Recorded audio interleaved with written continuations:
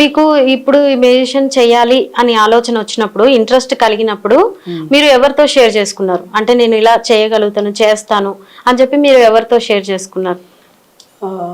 నా చిన్నతనంలో మ్యాజిక్ నేర్చుకున్నప్పుడు షేరింగ్ చేసుకునే ఫ్రెండ్స్ ఎవరు లేకుండే. కాకుంటే నేను 10th క్లాస్ చదివినప్పుడు హిందీ మేడం ఉండే, షబానా మేడం అని ఉండే. ఆ మేడంతో షేర్ చేసుకునేవాడిని. నాకు మొదటగా నేర్పిన మ్యాజిక్ గురువు గారితో షేర్ చేసుకునేవాడిని.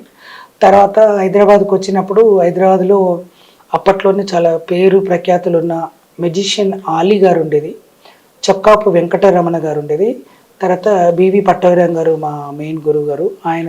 వాళ్ళతోని నా అభిప్రాయాలు చెప్పేవాడిని, షేర్ చేసుకునేవాడిని. వాళ్ళ సపోర్ట్ నాకు బాగుండేది. అంటే మీరు ఈ కెరీర్ స్టార్ట్ చేసినప్పుడు నేను ఎందుకు ఈ కెరీర్ ఎంచుకున్నాను అని ఏమన్నా బాధపడ్డ సందర్భాలు ఏమైనా ఉన్నాయా? 100%.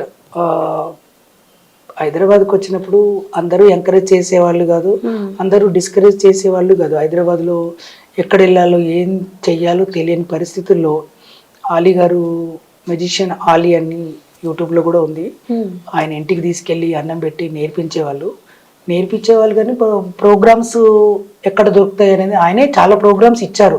కానీ ఎవరికైనా ఎక్కువ రోజులు ఆయన ఎవరి మీద డిపెండ్ కావాలి, ఓన్గా చేసుకోవాలని ఉంటుంది కదా.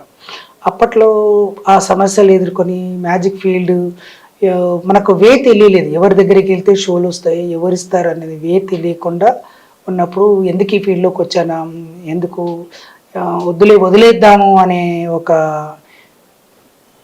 భయంలో ఉన్నప్పుడు పోస్టల్ డిపార్ట్మెంట్ రికరింగ్ పొదుపు చెయ్యాలి అని చెప్పేసి ప్రతి ఒక్క రాష్ట్రంలో ఉండే ప్రతి ఒక్కరు కూడా పొదుపు చేయాలని చెప్పేసి పోస్టల్ డిపార్ట్మెంట్ నుంచి కొన్ని షోలు, చొక్కాపు వెంకటరమణ గారు ఆయన మైము, మిమిక్రీ, మ్యాజిక్లో చాలా పేరు ప్రఖ్యాతులు ఉన్న ఆయన, ప్రముఖ జర్నలిస్ట్ కూడా, ఎడిటర్ కూడా. ఒకప్పుడు ఊయల అనే మాసపత్రిక ఉండేది, ఆయన ఎడిటర్.